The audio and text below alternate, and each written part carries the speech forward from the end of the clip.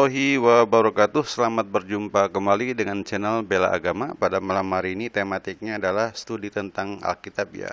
Kita mempelajari atau studi banding dengan tetangga kita yaitu Kristen ya tentang Alkitab. Judulnya simpel saja. Yesus dan murid-muridnya hidup dengan bahasa Aramaik dan atau Hebrew atau Ibrani. Kenapa kitab-kitab Perjanjian Baru ditulis dalam bahasa Yunani ya, bahasa aslinya? Kenapa tidak ada yang berbahasa Ibrani? Saya ulang lagi ya, di sini ada semacam dialog antara guru dalam tanda kutip dengan murid ya. Jadi di sini Sofiatul jadikan sebagai narasumber ya. Ya, ini saya ambil dari Pendeta Raymond Mantik ya, di upload hari ini 20 Oktober 2021 ya.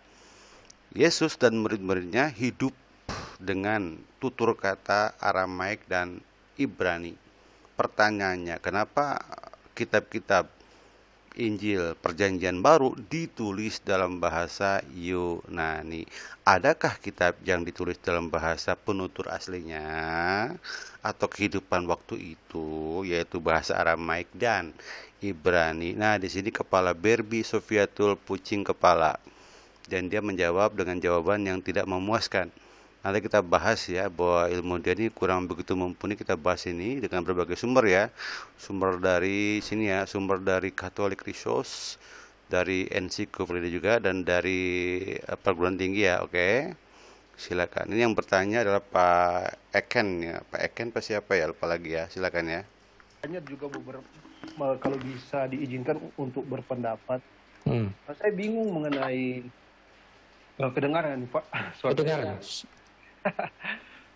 Saya bingung juga mengenai tadi disinggung oleh Ibu Sofi, penulisan kalau tidak salah Perjanjian Baru dalam bahasa Yunani ya, karena terdorong oleh pemaksaan dari Alexander Agung untuk apa itu istilahnya Helenisme, Pak. Kalau menurut analisa saya ya, karena itu juga kan sejarah juga, orang-orang yang tulis sejarah itu kan sudah mati juga kan. Alexander Agung kan tidak tertulis di Alkitab ya secara eksplisit juga, tapi ada dalam sejarah. Kalau saya baca di sejarah ya, ini yang tujuan saya sih mengemukakan kenapa Perjanjian Baru tidak ditulis dalam bahasa Yahudi zaman itu atau Ibrani zaman itu atau pada zaman itu, karena kan berubah-ubah kan, seperti materi kita ini karena berubah-ubah setelah zaman Esra, berubah tulisannya. Kenapa zaman itu ditulis dengan bahasa bahasa Yunani? Karena dengan alasan ada Helenisme itu. Karena kalau menurut saya baca sejarah, Alexander Agung kan itu kan tidak lama juga hidup, karena dia mati diracuni kalau tidak salah, dan digantikan dengan kekuasaan dari Romawi. Kalau kita ini kan ada juga yang sama Ibu Sofi tadi bilang, bisa dibuktikan ada beberapa titik-titik yang menggambar. Tadi ada bunyi orang bersin ya. Di sini saya melihat bahwa yang bersin ini bukan Pak Eken, tapi Sofiatul. Jadi ketika di sini di Zoom itu dibunyikan, maka yang hidup itu hanya narasumber Sofiatul, kemudian Pak Ikim, kemudian Pak Eken tadi, yang tadi itu bersin ya. Itu seperti orang flu ya. Saya mensinyalir yang flu ini Sofiatul. Sofiatul pusing dia, kepala berbinya pusing, sehingga gejala-gejala flu-nya itu bangkit ya. Dia stres, mungkin stres dia tuh mengajari Alkitab ini. Stres karena dia mungkin belum terlalu mumpuni di bidang ini gitu. Dia stres dengan pertanyaan-pertanyaan. Ini lihat ya, Zoom ini dihadiri oleh para pendeta loh, para pastor, para pendeta. Di sini Sofiatul menjadi hebat nih, menjadi number one. Padahal dulunya kata si Julius KMC ini, dia ini orang nomor 2 ya, dan berangkat dari seorang translator, bukan seorang yang dididik secara alkitabiah ya bertahun-tahun. Oke, jadi bunyi itu bunyi orang bersinnya Mrs. Saif Sofiatul. Sofiatul is nervous ya. To be asking by someone. Oke, next ya. Bahkan bahwa Perjanjian Baru itu ditulis dengan bahasa Yunani. Bagi saya kenapa seperti saya gambarkan seperti penjajahan Belanda di Indonesia selama 350 tahun. Dan juga banyak orang Indonesia yang jago bahasa Belanda. Walaupun Belanda tidak memaksakan, mengancam untuk harus berbahasa Belanda. Saya juga berpikir mengenai penjajahan penguasaan Herodes lagi, Alexander Agung di orang Israel zaman itu, orang Yahudi zaman itu kan cepat digantikan oleh Kekaisaran Romawi. Kenapa? Baru yang saya tahu di sejarah, Helenisme itu sebenarnya pemaksaan untuk penyembahan berhalanya Yahudi. Baru ada waktu Epiphanes Antiochus berkuasa, kalau nggak salah ya, tolong diperbaiki kalau nggak salah, dia pernah membuat berhala tandingan dengan Tuhan kita Yahweh, sehingga menjadi kejijikan waktu itu, kalau itu kan sejarah juga. Oke. Langsung ke poin pertanyaannya begini, apa Pak? Kalau menurut saya ada juga dokter yang mengemukakan bahwa perjanjian baru itu ditulis dengan bahasa murni, bahasa Ibrani atau bahasa Yahudi pada zaman itu, bukan dengan bahasa Yunani, karena bahasa Yunani sudah kalah sama Romawi. Kenapa juga bahasa Romawi, bahasa Latin, dan juga akan merusak kemurnian kitab suci kita di firman kau adalah penyembah berhala, penyembah dewa-dewa. Kenapa harus ditulis dengan bahasa Yunani? Kenapa harus dicampur? Itu cuma pendapat saya sih, tapi saya tetap harus mengikuti materi ini. Terima kasih banyak Ibu Sofi dan Pak Heri dan teman-teman. Oke, baik. Sebelum ke Bu Sofi, jadi kita itu dalam hal ini Pak harus berdasarkan data sejarahnya Pak. Memang sih kemampuan dari setiap orang yang mengajar itu beda-beda, tetapi intinya data itu berdasarkan tahun dan seterusnya itu sangat penting sekali. Silakan Bu Sofiatul. Lalu Pak Hari Halim. Iya. Ya, silakan. Ya, jadi yang Bapak sebutkan tadi itu zaman pemberontakan Makabe ya. Jadi kalau kita bicara sejarah, saya nggak tahu itu profesor siapa yang mengatakan Alkitab kita dalam bahasa Ibrani. Karena itu tidak terbukti secara arkeologi. Ya, jadi yang mempunyai teori bahwa Alkitab kita berbahasa Ibrani itu adalah Injil Matius ya, Injil yang ditulis menurut Matius, dan itu saya kasih juga di slide-slide saya. Tetapi itu juga tidak bisa kita buktikan secara arkeologi, tidak ditemukan sama sekali. Ya, di sini kan si Sofiato ini jadi blow on gegara belajar dari J. Smith ya. J. Smith mengatakan bahwa Muhammad tidak ada. Karena apa? Tidak ada bukti arkeologi.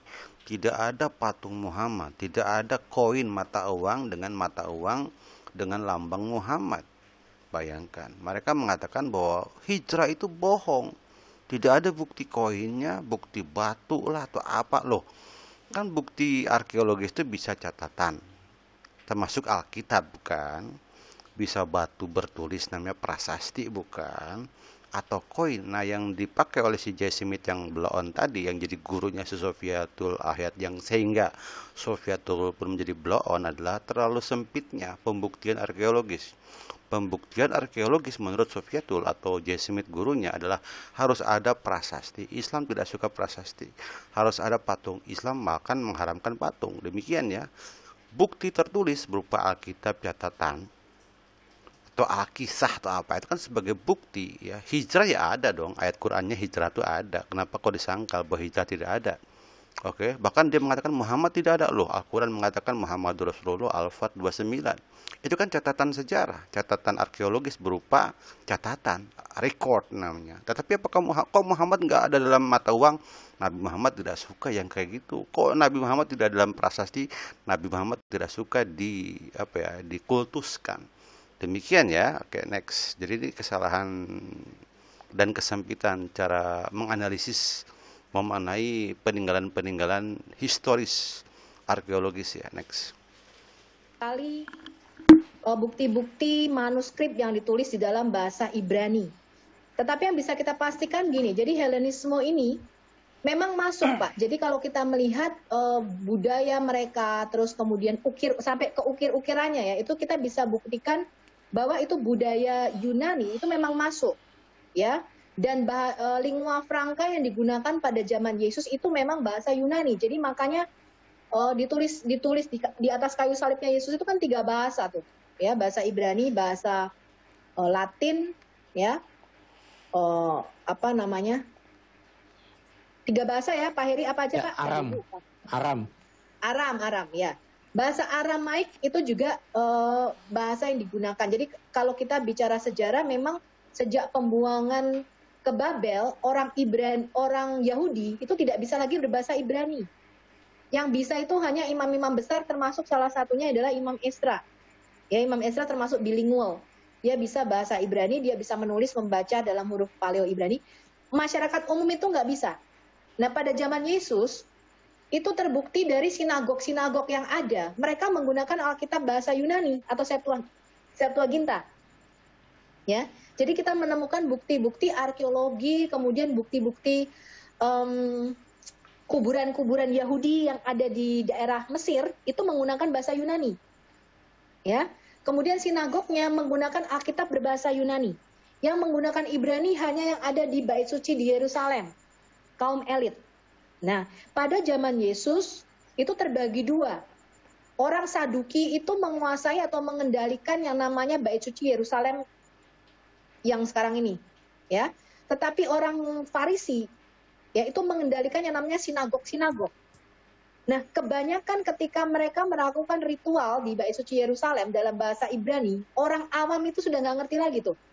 Jadi mereka mungkin kayak misalnya dulu kalau orang Katolik romonya pakai bahasa Latin gitu ya, ketika melakukan ibadah begitu, orang awam itu nggak begitu ngerti artinya.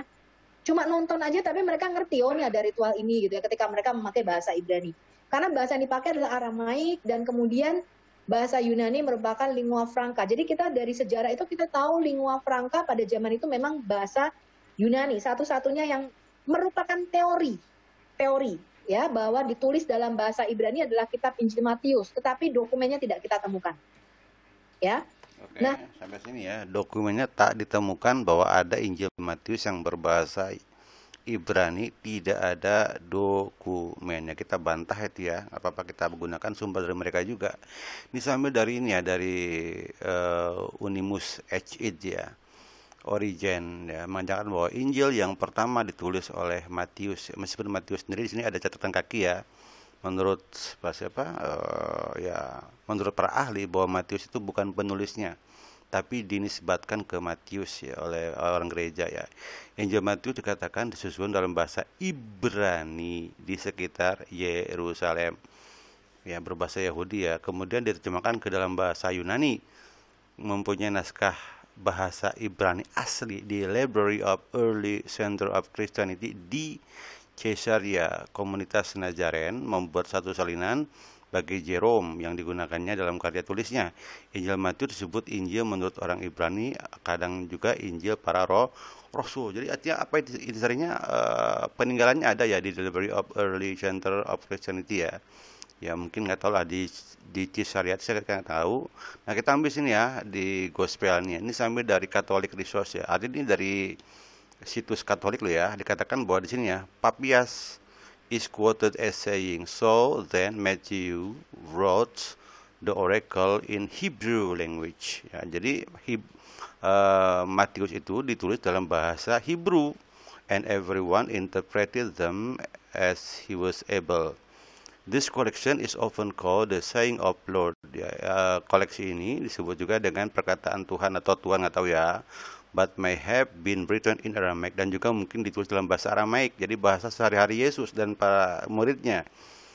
The common spoken language of the Jews ya at the time of Jesus. Jadi dalam bahasa sehari-hari Yesus dan para muridnya ya, rather than in Hebrew language in ancient Israelites ya. Betul ya bahwa Hebrew itu bahasa kelas atas lah, atau bahasa aristokrates ya, bahasa orang-orang bangsawan ya, bahasa orang-orang para rabi gitu, demikian ya.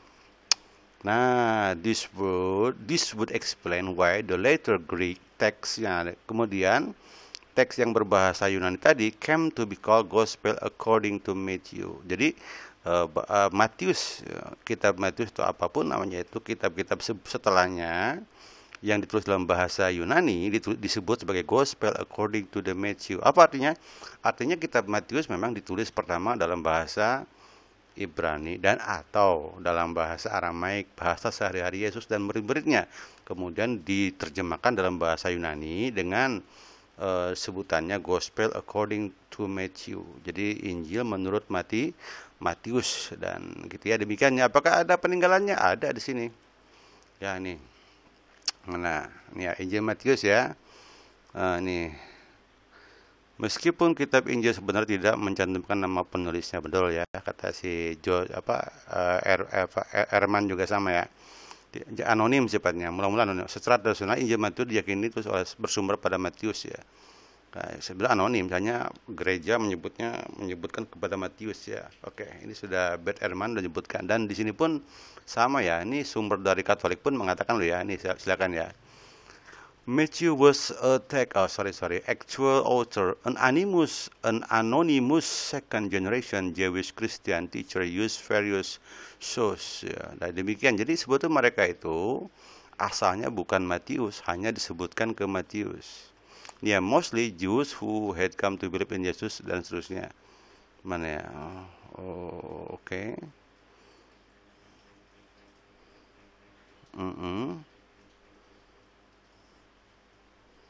Oke, ini kan Hebrew in Aramaik ya. Oke. Ya, anonymous ya. Seorang yang tidak jelas namanya tetapi dinisbatkan ke Matius sebagai muridnya. Ini diambil dari mana nih? Katolik Resource. Katolik aja jujur loh bahwa dia dituliskan oleh anonymous. Jadi kalau si Bert Ehrman mengatakan anonim, benar memang. Kemudian dinisbatkan ke dalam nama murid yaitu Matius. Demikian ya. Oke, next. Oke. Nah, di sini katanya apa? Dalam bahasa Ibrani ya. Oke. Nah, tetapi tetap menganggap naskah Injil berbahasa Yunani sebagai naskah resmi waktu itu karena diperintah oleh Yunani dan Romawi waktu itu ya. Oke. Nah, di sini kan ada beberapa catatan kaki ya. Catatan kaki itu menunjukkan bahwa di sini ya, Library of Early Center of Christianity di Kesera dan seterusnya. Dan di sini ya tanggal 26 ya. Di 26 ini ada ya bahwa ini dituliskan dalam bahasa Yunani gitu ya. Nah ini ya Jerome. Kalau kita klik ini ada gitu, ada sebuah buku gitu yang menerangkan itu nih. Sweet Jerome, Bapak gereja ya. Nah nih Matthew surname Levi first publican, then apostle dan sebagai rasul ya, composed a gospel of Christ at first published in Judea in Hebrew ya dalam bahasa dalam bahasa Yahudi atau Ibrani, for the sake of those of the circumcision who believe. Jadi untuk para Yahudi atau para Kristen yang disunat ya, artinya orang Kristen Yahudi lah itu demikian ya.